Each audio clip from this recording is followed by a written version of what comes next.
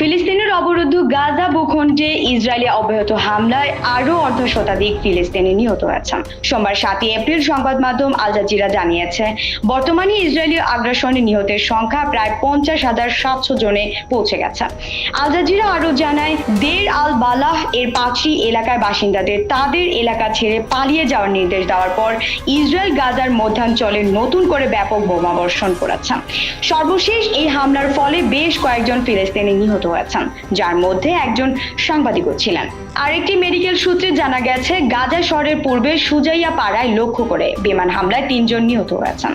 গত সপ্তাহে ইসরায়েলি প্রধানমন্ত্রী বেঞ্জামিন নেতানিয়াহু মার্কিন প্রেসিডেন্ট ডোনাল্ড ট্রাম্পের সঙ্গে গাজা ভূখণ্ড থেকে ফিলিস্তিনিদের উচ্ছেদের পরিকল্পনা বাস্তবায়নের প্রচেষ্টা চলাকালীন গাজার উপর আক্রমণ আরও বাড়ানোর প্রতিশ্রুতি দিয়েছিলেন।